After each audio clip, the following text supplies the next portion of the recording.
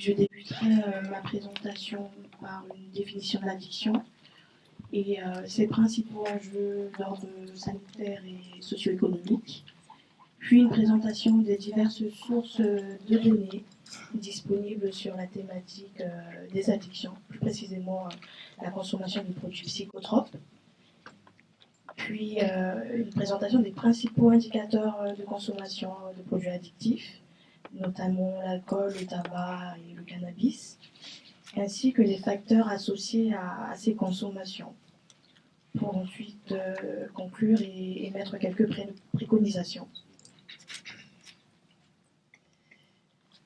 Alors, l'addiction, qu'est-ce que c'est? L'addiction est définie comme un comportement visant à se procurer du plaisir ou se soulager d'un malaise qui peut entraîner en tout cas une perte de contrôle et persister malgré les conséquences négatives qu'elle peut engendrer.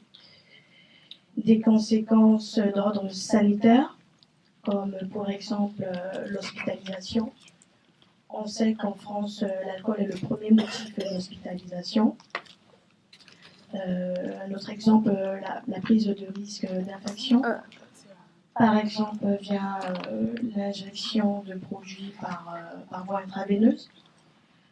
Des conséquences d'ordre socio-économique, je vais prendre l'exemple de la désinsertion professionnelle liée à des conduites addictives, ou encore la survenue d'un accident de travail, et par exemple des violences sociales aussi.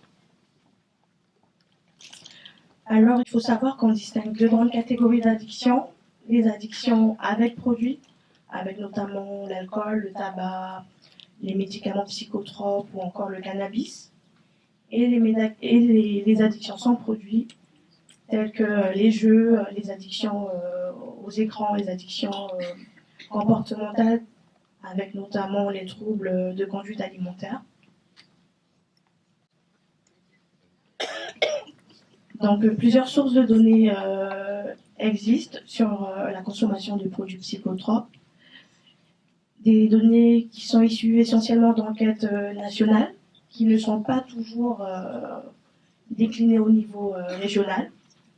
Je vais prendre l'exemple de l'enquête Baromètre Santé, qui est une enquête de l'INPES, l'Institut national de prévention et d'éducation à la santé, actuellement en Santé publique France, qui est une enquête réalisée en population générale, c'est-à-dire en population adulte, qui a débuté depuis les années 92 au niveau national et a été déclinée pour la première fois dans les DOM, donc en Guyane, uniquement en 2014. Il y a également l'enquête ESPAD, qui est une enquête européenne qui a été réalisée auprès des jeunes lycéens. Enquête réalisée par l'OFDT, l'Observatoire français des drogues et de toxicomanie, avec la collaboration de l'ORSG.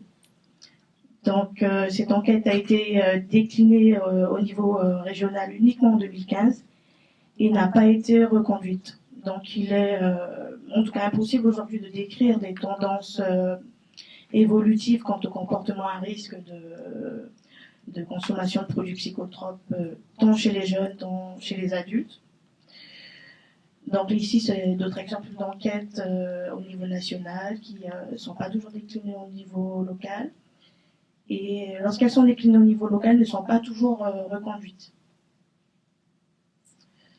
Nous venons maintenant aux indicateurs de consommation. Ces données s'appuient essentiellement des deux enquêtes précédemment présentées. Enquête Baromètre Santé d'hommes auprès de la population adulte et l'enquête ESPAD auprès des jeunes de Guyane. Les produits concernés sont essentiellement l'alcool, le tabac et le cannabis.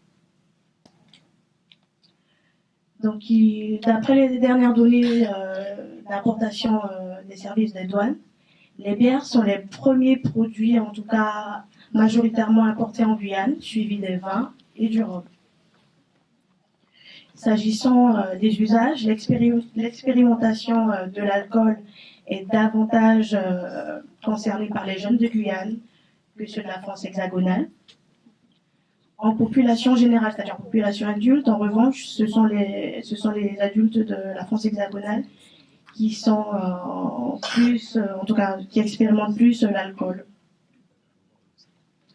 Quant à l'usage régulier ou quotidien de l'alcool, on observe que c'est davantage un usage observé en France hexagonale qu'au niveau de la région Guyane. On note tout de même une prédominance masculine quant à cet usage de l'alcool.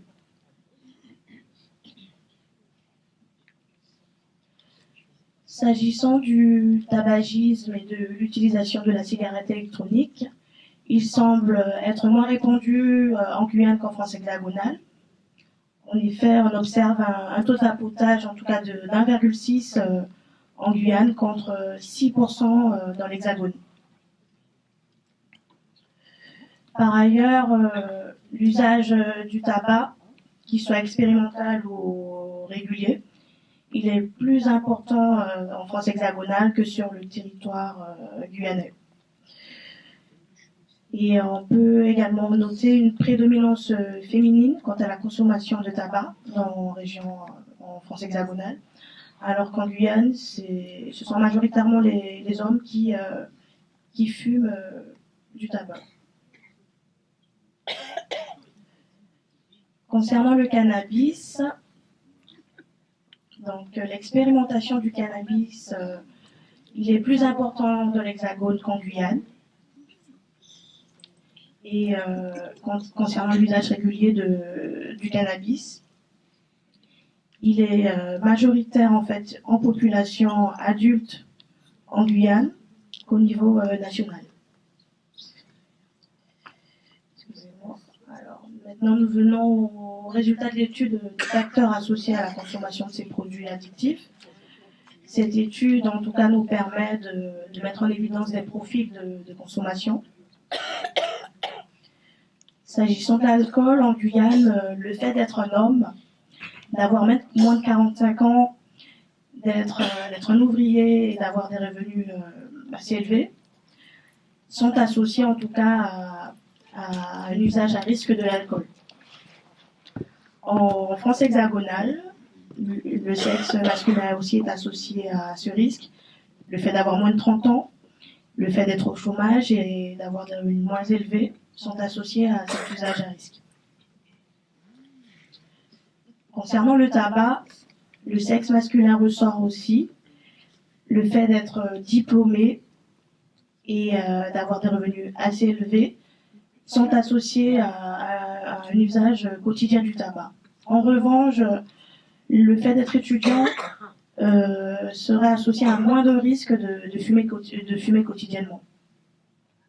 Au niveau national, c'est le fait d'être un homme, d'être au chômage et d'avoir des revenus élevés qui, en tout cas, est associé à un risque de fumer quotidiennement. Pour finir, avec le cannabis, en tout cas l'usage expérimental de cannabis, le sexe masculin ressort associé à ce risque, le fait d'avoir moins de 30 ans, d'être assez diplômé et d'avoir des revenus élevés sont associés à ce risque d'usage expérimental de cannabis. En revanche, au niveau national, ce sont les chômeurs qui ressortent en tout cas positivement associés à cet usage à risque.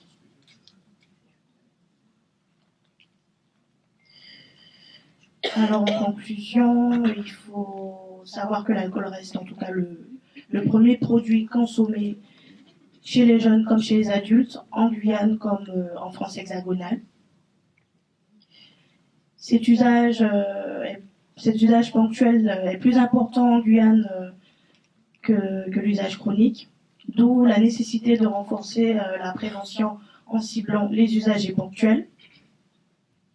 Quant à l'usage régulier de cannabis en population générale, c'est-à-dire en population adulte, elle est plus élevée chez les hommes de Guyane que leurs homologues métropolitains, d'où la nécessité de renforcer en tout cas les mesures préventives contre la consommation de cet usage.